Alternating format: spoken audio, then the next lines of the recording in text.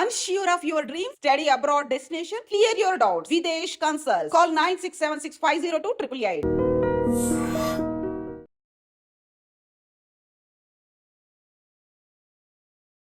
Hi guys, welcome to I dream. నేను మీ Chanakya. Guys, మరి cricket సందడి అనేది మొదలై చాలా రోజులు అవుతుంది. కానీ ఇప్పుడు ప్రజెంట్ ఎస్ఆర్హెచ్ పరిస్థితి చూస్తూ ఉంటే ఏం చెప్పాలో ఏం మాట్లాడాలో కూడా అర్థం కావట్లేదు. Already half of the matches complete అయ్యాయి. అంటే 7 మ్యాచెస్ కంప్లీట్ అయ్యాయి. ఇందులో 5 ఓటములు, కేవలం 2 విజయాలు. మరి దీని తర్వాత బౌన్స్ బ్యాక్ అయ్యే అవకాశాలు ఏమన్నా ఉన్నాయా లేదా అనే దాని గురించి మాట్లాడడానికి ఇప్పుడు మనతో పాటు కూడా మరి స్పోర్ట్స్ అనలిస్ట్ వెంకటేష్ గారు ఉన్నారు. సార్తో మాట్లాడదాం. Hi sir. Hi Chanakya. Sir, half of the tournament అయిపోయింది, కానీ మన ఎస్ఆర్హెచ్ వాళ్ళు మాత్రం ఊపు ఊపు ఊపు ఉంటుందని అనుకున్నది మాత్రం ఆ ఊపే లేకుండా ఆడుతున్నారు. ఊపే ఎక్కువైంది, హైప్ ఎక్కువైంది. యాక్చువల్గా ఎస్ఆర్హెచ్ బ్రహ్మాండంగా ఆడేస్తారు, 300 కొడతారు. ఆ 300 మ్యానియా అది వాళ్ళని చాలా దెబ్బతీస్తుందని నాకు అనిపించింది. టీం కూడా ఏంటంటే ఓవర్ కాన్ఫిడెంట్ అయిపోయి కూల్గా వెళ్లకుండా, కూల్గా స్కోర్ వైపు వెళ్లకుండా చాలా క్విక్గా చేయాలి. పవర్ ప్లేలో 100 కొట్టాలి, 300 కొట్టాలి, ఇలాంటి టార్గెట్స్ పెట్టుకోవడం వల్ల దెబ్బతిన్నారేమో అని అనిపిస్తుంది. బౌలింగ్ కూడా సరిగ్గా సెలెక్ట్ చేసుకోలేదు. They have left Bhuvneshwar Kumar, Natarajan లాంటి ఎవరైతే అంత గ్లామర్ బౌలర్స్ కాదు, కానీ దే పర్ఫార్మ్ ఎ లాట్. అలాంటి వాళ్ళని వదిలేసుకుని వేరే బౌలర్ని తెచ్చుకున్నారు. Shami has been disappointment. Even captain Pat Cummins చాలా ఎక్స్పెన్సివ్ అయిపోయాడు. సో చాలా ఇబ్బందికరమైన పరిస్థితి. ఇప్పుడు ఏంటంటే హాఫ్ ఏ స్టేజ్లో మీరు చెప్పినట్టు 4 పాయింట్లు మాత్రమే ఉన్నాయి. 7 మ్యాచ్లు ఉన్నాయి. 7 మ్యాచ్ల్లో 6 మ్యాచ్లు గెలవాలి.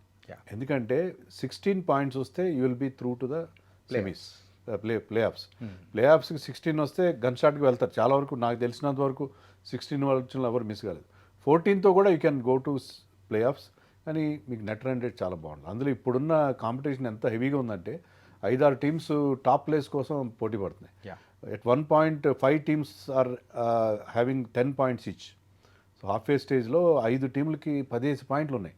అంటే ఎంత హెవీ కాంపిటీషన్ ఉంది. 5లో మేము 5గురం వెళ్తాం, మిగతా 5గురిని చాలా కిందకి నెట్టేసాం అన్నట్టుగా ఉన్నారు. ఆ స్టేజ్లో ఏంటంటే SRH can afford to lose just 1 match. Second హాఫ్లో ఒక్క మ్యాచ్ మాత్రం ఓడిపోయినా పర్వాలేదు, మిగతా 6 మ్యాచ్లు గెలవాలి. That is an uphill task. But ఆ కేపబిలిటీ ఉంది ఆ టీంకి. బ్యాటింగ్ కానీ క్లిక్ అయితే బౌలింగ్ వీక్నెస్ కవర్ చేసుకునే కేపబిలిటీ ఉంది. అది జరగాలి. దానికి పిచ్లు కూడా సహకరించాలి. కానీ ప్రాబ్లం ఏంటంటే మీకు సెకండ్ హాఫ్లో పిచ్లు స్లో డౌన్ అవుతాయి. పిచ్లు స్లో డౌన్ అయ్యి బౌలర్స్కి హెల్ప్ ఉంటుంది. స్లోయర్ వన్స్ ఇంపార్టెంట్ అవుతాయి. ఎస్ఆర్హెచ్ లాంటి బిగ్ హీటర్స్కి సెకండ్ హాఫ్లో కొంచెం స్ట్రగుల్ అయ్యే అవకాశం ఉంటుంది. సో ఏ రకంగా చూసుకున్న పరిస్థితి అంత ఆశ్చర్యకరంగా కనపట్లేదు. యూజువల్గా మరి ఎస్ఆర్హెచ్ వాళ్ళు గెలవాల్సిన మ్యాచెస్ అనేది కూడా ఫాస్ట్ ట్రాక్స్ కానీ ఆ పిచ్చెస్ కంప్లీట్గా ఫ్రెష్గా ఉన్నప్పుడు మాత్రమే ఆ బిగ్ స్కోర్ అనేది కూడా అచీవ్ చేయగలుగుతారు. మీరు ఇప్పుడు చెప్పింది చూస్తూ ఉంటే సెకండ్ హాఫ్ అంతా ఫస్ట్ హాఫ్ కంటే ఇంకా ఘోరంగా ఉండబోతుందేమో అనిపించేలా అనిపిస్తూ ఉంది. అలా అనుకోవచ్చా సార్? అంటే టీంలో ఏమైనా మార్పులు అంటే వీళ్ళ ఆట తీరులో మార్చుకుంటే వాళ్ళు కొంతమంది కొత్త ప్లేయర్స్, స్మరణ్ అనే ఒక ప్లేయర్ని, రవిచంద్రన్ స్మరణ్ అనే ప్లేయర్ని తెచ్చుకున్నారు. సో మధ్యలో ఒక ప్లేయర్ ఎవరైనా కాస్త సాలిడ్గా ఆడగలిగేవాళ్ళు. కేఎల్ రాహుల్, కరుణ్ నాయర్ లాంటి వాళ్ళు ఏంటంటే, లేకపోతే విరాట్ కోహ్లీ ఫర్ ఆర్సీబీ. విరాట్ కోహ్లీ ఏంటంటే చేజ్లో కానీ స్టార్టింగ్లో కానీ అతను ఒక సాలిడ్గా ఒక ఎండ్లో ఉంటాడు. అవతల ఫిల్ సాల్ట్ లాంటి వాళ్ళు, Rajat Patidar, Liam Livingstone, big hitters అందరూ around him, they score big. Virat Kohli ఒక సాలిడ్గా ఉంటాడు. అలాగే రాహుల్ ఫర్ డీసీ, అతను సాలిడ్గా ఒక ఎండ్లో ఉంటాడు, మిగతా వాళ్ళు రన్స్ చేస్తారు. Markram for LSG. ఇలాంటి ప్లేయర్స్ ఉంటే ఏంటంటే, కానీ ఎస్ఆర్హెచ్కున్న ప్రాబ్లం ఏంటంటే 1 to 6 ఇంక్లూడింగ్ 6లో వచ్చే అనికేత్ వర్మ కూడా ఓవర్ అగ్రెసివ్గా ఆడుతున్నాడు. సో 6 అగ్రెసివ్ ప్లేయర్స్ వాళ్ళు ఎప్పుడైనా ఏ బాల్కైనా ఆడవచ్చు. ఒక ఓవర్లో 3 4 కొడతారు, కానీ నెక్స్ట్ బాల్గా ఆడుతారు. ఆ కైండ్ ఆఫ్ ఎ బ్యాటింగ్ ఉంది. అలా కాకుండా సాలిడ్గా ఒక ప్లేయర్ ఎవరన్నా ఉంటే around him the entire batting should revolve. అలాంటి రూల్ లేకుండా పోయింది. సో దానివల్ల actually Nitish Kumar Reddy can play that kind of role. Nitish Kumar Reddy can play in different gears. కానీ నితీష్ కుమార్ రెడ్డి అన్ఫార్చునేట్లీ ఈ సీజన్లో క్లిక్ కాలేదు. అంటే ఎవరికైనా సెకండ్ సీజన్ అనేది చాలా టఫ్ అవుతుంది. ఎక్స్పెక్టేషన్స్ ఉంటాయి. తర్వాత అనలిస్టులు అందరూ ఏం చేస్తారంటే కంప్యూటర్లో ఇతని వీక్నెస్లన్నీ పసిగట్టేస్తారు. So how to sort him out అనేది తెలిసిపోతుంది. సో నితీష్ కుమార్ రెడ్డి కనుక మళ్ళీ ఫామ్ అందుకుంటే మనం అనుకున్న ఆ లోటు తీరిపోతుంది. ఒక సాలిడ్ ప్లేయర్ అక్కడ దొరుకుతాడు. అన్ఫార్చునేట్లీ ఏంటంటే నితీష్ కుమార్ రెడ్డి ఫెయిల్యూర్స్ని ఫ్యాన్స్ అంత ఈజీగా తీసుకోలేదు. అతని మీద ట్రోలింగ్ అవుతుంది విపరీతంగా. That is unfortunate. ఏం చేస్తారు ఎవరైనా ఒక సీజన్లో ఫామ్ దొరకదు. దాని గురించి అతను తప్పేం లేదు కదా, అతను ప్రయత్నం చేస్తున్నాడు, కానీ some is not clicking. For example Rishabh Pant లాంటి ఒక ఎస్టాబ్లిష్ ప్లేయర్, అకాంప్లిష్ ప్లేయర్, అతను కూడా కంటిన్యూస్ ఫెయిల్ అవుతున్నాడు. సో ఫామ్ అనేది ఎవరి చేతిలో కావాలని చేసే పని కాదు. సో నితీష్ కుమార్ రెడ్డిని అనవసరంగా ట్రోల్ చేయడం కూడా అన్యాయమైన విషయం. సరే, షార్ట్ సెలెక్షన్ విషయంలో కూడా నితీష్ కుమార్ రెడ్డి తీసుకుంటున్న ఆ షార్ట్స్ కానీ కంప్లీట్గా డిఫరెంట్గా అనిపిస్తుంది. అంటే తన శైలికి విరుద్ధంగా ఆడుతున్నాడేమో, ఏంటంటే మిగతా వాళ్ళు కూడా అలా ఆడుతున్నారు, నేను కూడా అలాగే ఆడాలి, బ్రాండ్ ఆఫ్ క్రికెట్ మాది డిఫరెంట్, ఎస్ఆర్హెచ్ది అనే ఆ మైండ్ సెట్లో ఉండిపోయాడేమో అని కూడా అనిపిస్తుంది సార్ ఫెయిల్యూర్కి కారణం. కరెక్టే, కానీ అంటే లాస్ట్ ఇయర్ అలాగే క్లిక్ అయ్యాడు అతను ఇప్పుడు కూడా అగ్రెసివ్ ప్లేయర్గానే మనకి వచ్చాడు. ఇండియన్ టీంకి ఆడినా కూడా అలా అగ్రెసివ్గానే ఆడాడు, అగ్రెసివ్గా పర్ఫామ్ చేశాడు. సో ఒకసారి క్లిక్ అవునప్పుడు మీరు చెప్పినట్టుగా కొంత చేంజ్ చేసుకోవాలి, కొంత నెమ్మదించి షార్ట్ సెలెక్షన్, ఏ బాల్కి ఎలాంటి షాట్ కొట్టాలి, సేఫ్. ఇప్పుడు విరాట్ కోహ్లీ మనం చూసాం ఎంత రిస్క్ ఫ్రీ క్రికెట్ ఆడతాడు. నితీష్ కుమార్ రెడ్డికి also can play like that because he's quick between the wickets. Virat Kohli ఎంత క్విక్గా వికెట్స్ మధ్యలో పరిగెడతాడో, this fellow is also very very athletic, very good fielder, and అతను రన్నింగ్ బిట్వీన్ ద వికెట్స్ చాలా బాగుంటుంది. అలాంటప్పుడు you try to rotate the strike and wait for the loose ball. అలాంటి మీరు చెప్పినట్టుగా that should be the idea. అలాగేమైనా మార్చుకుంటే, ఆట తీరు మార్చుకుంటే, మళ్ళీ ఒక్కసారి ఒక పెద్ద నాకు వచ్చిన తర్వాత you can go for your shots. Okay, and bowling విషయానికి వచ్చేటప్పటికి అన్ని టీమ్స్కి వాళ్ళ బౌలింగ్ ఎవరెవరు ఏంటి అనేది కూడా ఒక క్లారిటీ అనేది కూడా వచ్చేసింది. ఈవెన్ ఉన్న 10 టీమ్స్లో 9 టీమ్స్కి వచ్చేసింది. కానీ ఎక్సెప్ట్ ఎస్ఆర్హెచ్కి మాత్రం ఎందుకు ఆ బౌలింగ్ లైనప్ అనేది కూడా కరెక్ట్గా కుదరట్లేదు, వికెట్లు అంటే తీసే ఎబిలిటీ బౌలర్స్ దొరకట్లేదు, ఎందుకు అలా అనుకో. మెయిన్గా స్పిన్ బౌలర్స్ సరైన వాళ్ళు లేరు. వీళ్ళు మొదటి నుంచి స్పిన్ బౌలింగ్ నెగ్లెక్ట్ చేశారు. సరైన ఒక గన్ ఇండియన్ స్పిన్ బౌలర్ ఎవరిని తీసుకోలేదు వాళ్ళు. రాహుల్ చౌహాన్ తీసుకున్నారు, మొన్న లాస్ట్ మ్యాచ్ ఒక మ్యాచ్ ఆడిచ్చారు, ఒక్క ఓవరే ఇచ్చారు, అతన్ని పక్కన పెట్టేశారు. జిషాన్ అన్సారీ కొత్త కుర్రాడు, పర్వాలేదు, but he's not as successful as somebody like Digvesh Rathi కానీ విప్రాజ్ నిగమ్, కొత్త వాళ్ళు కొంతమంది వచ్చారు, వాళ్ళంతా లేదు. Is doing okay. And unfortunately Zampa కొన్ని మ్యాచ్లు ఆడి వాటిలో కూడా పర్ఫామ్ చేయలేదు. అతను ఇంజరీ వల్ల వెళ్ళిపోయాడు, అతను he's out of the tournament. So ఇప్పుడు ప్రాబ్లం ఏంటంటే సరైన స్పిన్నర్స్ లేరు. ఉన్న స్పిన్నర్స్ కూడా ఎక్కువ ఓవర్స్ ఇవ్వట్లేదు. మేబీ ప్యాట్ కమిన్స్ స్పిన్నర్స్ మీద మంచి అభిప్రాయం లేదు. ఓకే, సో అతను ప్యాట్ కమిన్స్ స్పిన్నర్స్కి ఓవర్స్ ఇవ్వట్లేదు. వాళ్ళు ఎవరు కోటా కంప్లీట్ చేయట్లేదు, స్పిన్నర్స్కి బౌలింగ్ సరిగ్గా ఇవ్వట్లేదు. నేను చెప్పినట్టుగా రాహుల్ చౌహాన్ని ఇంపాక్ట్ ప్లేయర్గాను అలా తీసుకొచ్చారు లాస్ట్ మ్యాచ్లో. ఈ బౌల్డ్ జస్ట్ 1 ఓవర్. అతని కాన్ఫిడెన్స్ ఏమవుతుంది? అతనికి కనీసం ఒక తర్వాతనే మనకు పనికోవాలంటే కెప్టెన్కి తన నా మీద కాన్ఫిడెన్స్ లేదు, మ్యాచ్లో ఆయన ఆడుతున్నా బౌల్డ్ జస్ట్ 1 ఓవర్ అంటే నెక్స్ట్ మ్యాచ్లో కూడా అతని కాన్ఫిడెన్స్ చాలా లో ఉంటుంది. సో స్పిన్నర్స్ని సరిగ్గా యూజ్ చేయట్లేదు. He's going for pace. Simarjeet Singh చాలా మ్యాచ్లు ఆడించారు. సిమర్జిత్ సింగ్ పేస్ ఉంది కానీ వేరియేషన్స్ లేవు. దానివల్ల ఏంటంటే he prove to be very very expensive. So ఈ సీజన్లో ప్యాట్ కమిన్స్ తన బౌలర్స్ని హ్యాండిల్ చేస్తున్న విషయంలో నాకు తీవ్రమైన అభ్యంతరం ఉంది. అతను ఈ స్లోయర్ వన్స్ బాగా వేసి జవదేవ్ ఉనాట్కర్ లాంటి వాళ్ళకి ఎక్కువ ఛాన్స్ ఇవ్వట్లేదు. కొన్ని పిచెస్ మీద ఉనాట్కర్ ఈజ్ వెరీ గుడ్, కానీ అతనికి ఎక్కువ ఛాన్స్ ఇవ్వట్లేదు. హర్షల్ పటేల్కి ఫుల్ కోట ఇవ్వట్లేదు కొన్ని సందర్భాల్లో. హర్షల్ పటేల్ ఒక మ్యాచ్లో గెలిచిన మ్యాచ్లో 4 వికెట్స్ తీశాడు. So somehow the handling of the bowlers కూడా మీరు అన్నట్టు రిసోర్సెస్ తక్కువగా ఉన్నాయి. షమీ పర్ఫామ్ చేయట్లేదు. అట్ ది సేమ్ టైమ్ బౌలర్స్ని హ్యాండిల్ చేసిన విధానం కూడా బాగాలేదని నాకు అనిపిస్తుంది. ఇన్ఫ్యాక్ట్ అంటే ఫామ్లో లేని షమీని కూర్చోబెట్టి జయదేవ్ ఉన్నని తీసుకొని వచ్చే అవకాశాలు ఏమన్నా ఉంటుందా నెక్స్ట్ మ్యాచ్ అట్లా ఏమన్నా? షమీ లాంటి బౌలర్ని కూర్చోబెట్టడం అనేది, ఎందుకంటే షమీ కాబట్టి ఆడించాలని కాదు నేను చెప్పేది, మీకు అంత ఛాయిస్ కూడా లేదు.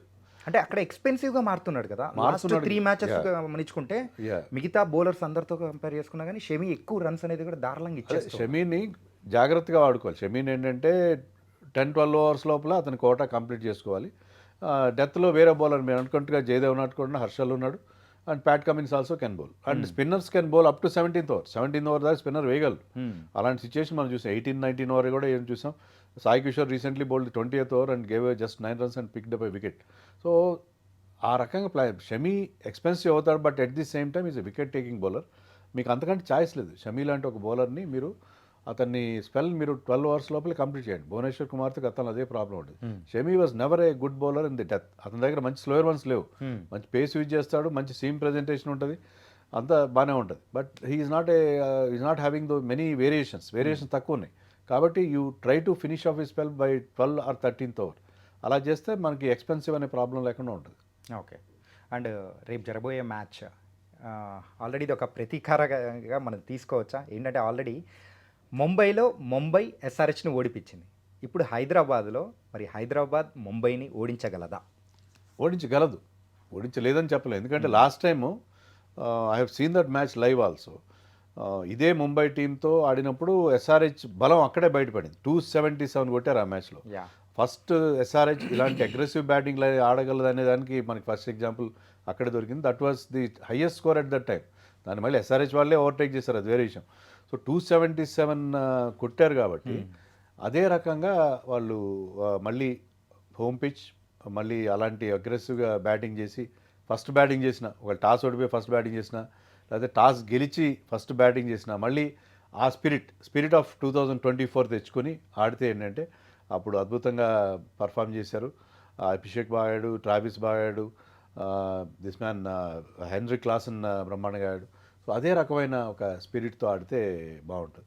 ఇషాన్ కిషన్ అప్పుడు ఆ మ్యాచ్లో ముంబై తరఫున ఆడుతూ he played an aggressive little cameo. Yeah so ఇప్పుడు ఇక్కడ టీంలో ఉన్నాడు అండ్ అతని పాత ఫ్రాంచైజీ మీద బాగా ఆడడం అనేది ఈ ఐపీఎల్ ఒక ట్రెండ్గా మనకు కనిపిస్తుంది. సో అందుకని ఇషాన్ కిషన్ కూడా బాగా ఆడాలి. సో ఈ మ్యాచ్లో ఆ turn around last time SRH లాంటి ఒక అల్ట్రా అగ్రెసివ్ టీమ్గా వాళ్ళకి ఆ ఇమేజ్ వచ్చిందే ముంబైతో జరిగిన మ్యాచ్ ఇన్ హైదరాబాద్. సో ఆ స్పిరిట్ని మళ్ళీ రెప్లికేట్ చేయగలిగితే, ఆ స్పిరిట్ని ఒకసారి రికాల్ చేసుకోగలిగితే ఐ థింక్ ఈ మ్యాచ్లో బాగా ఆడే అవకాశం ఉంది. సార్, ముంబైలో మన ఎస్ఆర్హెచ్ టీం వెళ్ళిన తర్వాత వాళ్ళేమో వాళ్ళకి అనుగుణంగా ఉన్న ఒక స్లోవర్ పిచ్ని తయారు చేసుకొని మన వాళ్ళని దెబ్బ కొట్టారు. మరి ఈసారి పిచ్ కండిషన్స్ హైదరాబాద్లో ఎలా ఉండబోతున్నాయి ఈ మ్యాచ్కి? ఒక పర్టికులర్ మ్యాచ్లో స్లో పిచ్ వీళ్ళకి కుదరకపోయినా slow pitch black soil pitch మీద ఆడాల్సి వచ్చింది. అలా కాకుండా ఇప్పుడు ఎస్సీఏకి వీళ్ళకి ఎన్ని గొడవలు ఉన్నా ఏమన్నా సరే వీళ్ళకి అనుకూలమైన you go by your strength. మంచి బ్యాటింగ్ ప్యారడైజ్ లాంటి పిచ్ తయారు చేసుకుని go with your strength. Mumbai కూడా స్ట్రాంగ్ బ్యాటింగ్ లేదు. అక్కడ సూర్యకుమార్ యాదవ్ అన్నాడు, రోహిత్ శర్మ ఫామ్లోకి వచ్చాడు, తిలక్ వర్మ ఈ గ్రౌండ్లో బాగా ఎక్స్పీరియన్స్ ఉంది, తిలక్ వర్మ ఉన్నాడు, Rickelton, Will Jacks, Hardik Pandya, tremendous fire power ఉంది వాళ్ళ బ్యాటింగ్ లైనప్లో కూడా. కానీ SRH has better fire power, better aggressive intent. కాబట్టి మీ గో బై యువర్ స్ట్రెంగ్త్. మీ కనుక పిచ్ తయారీలో మీకు మీ సే కనుక ఉంటే మీకు కావాల్సిన పిచ్ తయారు చేయగలిగితే once again go for a batting pitch. దాంతో మీ స్ట్రెంత్ ప్రకారం వెళ్తే ఐ థింక్ ఫస్ట్ బ్యాటింగ్ చేసినా సెకండ్ బ్యాటింగ్ చేసినా కలిసి వచ్చే అవకాశం. అంటే ఇది ఒక్కసారి చెప్పండి సార్, ఏంటంటే అట్లా తయారు చేసుకునే అవకాశము ఒక హోమ్ టీంకి ఉంటుందా? లేదు. నేను ఈ మధ్యకాలంలో ఒకరిద్దరు క్యూరేటర్స్తో కూడా మాట్లాడడం జరిగింది. వాళ్ళు ఏం చెప్తున్నారంటే ఫ్రాంచైజ్ మా మీద ఇన్ఫ్లుయెన్స్ చేయలేడు, మేము బీసీసీఐ ఇన్స్ట్రక్షన్స్ ఫాలో అవుతాం, we are on the rules of BCCI. BCCI చెప్పిన ఇన్స్ట్రక్షన్, బీసీసీఐ రిప్రజెంటేటివ్ కూడా ఉంటాడు, అతను కూడా ఈ పిచ్ తయారీని పర్యవేక్షిస్తాడు. అలాంటప్పుడు ఫ్రాంచైజీ సంబంధమే లేదు. ఫ్రాంచైజీ మా మీద ఒత్తిడి పెడితే మేము బీసీసీఐ కంప్లైంట్ చేయడానికి కూడా గైడ్ లైన్స్ ఉన్నాయి మాకు. ఓకే, ఒకవేళ ఫ్రాంచైజీ మాకు ఇలాంటి పిచ్చే కావాలి, ఇలాంటి పిచ్ ఇచ్చేరాల్సిందే అని చెప్పి మా మీద ప్రెషర్ పెడుతుంది. ఎందుకంటే వాళ్ళు రెంట్ ఇస్తారు. సో రెంట్ ఇచ్చినప్పుడు వాళ్ళు కొంత రైట్గా ఫీల్ అవుతారు. మేము కంప్లైంట్ చేసి ఏమంటే మేము కొంతవరకు వాళ్ళ మాటకి విలువ ఇస్తాం. ఎందుకంటే వాళ్ళు హోమ్ టీమ్గా ఉన్నారు కాబట్టి వాళ్ళ మాటను ఒక 10% 20% వాళ్ళకి హెల్ప్ చేయడానికి ప్రయత్నిస్తాం, అంతే తప్ప బీసీసీఐ ఇన్స్ట్రక్షన్స్ మేము అది మాకు శిరోధాను, that is primary, this is very much secondary అని చెప్పడం కూడా జరిగింది. కాబట్టి ఐ డోంట్ థింక్ పిచ్ తయారీలో ఫ్రాంచైజీలు చాలామంది ఈ మధ్య కంప్లైంట్ చేయడం, ఎల్ఎస్జీలో జహీర్ ఖాన్ కంప్లైంట్ చేయడం విన్నాం.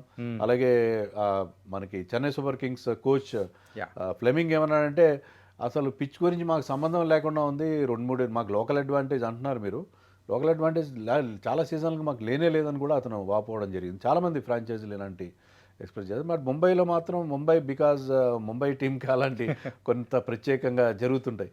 సో వాళ్ళకి మాత్రం వాళ్ళకి కావాల్సిన పిచ్లు దొరుకుతున్నాయి. కానీ అన్ని చోట్ల క్యూరేటర్స్ మాట వింటున్నట్టుగా లేదు.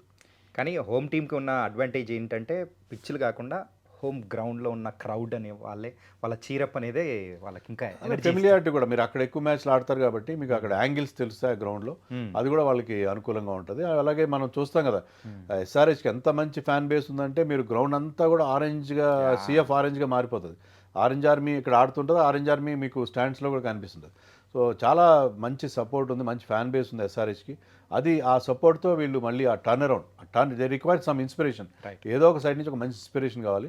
అది అభిషేక్ శర్మ ఇస్తాడా, ట్రావిస్ హెడ్ ఇస్తాడా, క్లాసన్ ఇస్తాడా, నితీష్ ఇస్తాడా, ఇషాన్ కిషన్ ఇస్తాడా, లేకపోతే కెప్టెన్ ప్యాట్ కమిన్స్ ఇస్తాడా. So they need the turn around. ఆ టర్న్ అరౌండ్ అవుతుంది సెకండ్ హాఫ్ ఫస్ట్ హాఫ్ మర్చిపోదాం సినిమాలాగే ఫస్ట్ హాఫ్ బాగుంది సెకండ్ హాఫ్ బాగుంది అన్నట్టుగా సెకండ్ హాఫ్ బాగున్న సినిమా ఎప్పుడు క్లిక్ అవుతుంది. Yes. కాబట్టి ఐ థింక్ సెకండ్ హాఫ్లో ఎస్ఆర్హెచ్ సక్సెస్ అవుతుందని చెప్పి మనం ఎక్స్పెక్ట్ చేద్దాం. సార్ ఇప్పుడున్న సందర్భంలో ఈ క్వశ్చన్ అడగడం అనేది కొంచెం ఏంటంటే ఆ ఫ్యాన్స్ చూస్తున్న వాళ్ళు కూడా నన్ను తిట్టుకుంటుంటారు.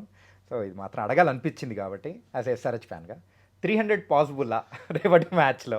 300 మర్చిపోతే మంచిది. నేను కూడా సమాధానం చెప్పను. 300 మర్చిపోయి ఈ try to win the match, Yeah. Win the match with a good margin. మనం చెప్పుకున్నట్టుగా నెట్ రన్ రేట్ కూడా చాలా పూర్గా ఉంది. నెట్ రన్ రేట్ గురించి ఆలోచించండి, మ్యాచ్ గెలవడం ఎలా అనేది ఆలోచించండి, చిన్న చిన్న టార్గెట్స్ పెట్టుకోండి. అంతేగాని 300 కొట్టాలి, పవర్ ప్లేలో 100 కొట్టాలి, మిడిల్ ఓవర్స్లో 150 కొట్టాలి, ఇవన్నీ వదిలేసి you try to concentrate on just winning the match. మీ లోపాలు ఏమున్నాయో వాటిని సరిదిద్దుకోవడానికి ప్రయత్నం చేయండి. 300 అనేది మీ మైండ్లోంచి మీ కంప్యూటర్లోంచి డిలీట్ చేయడం అనేది చాలా మంచిది. Okay sir, thank you so much sir.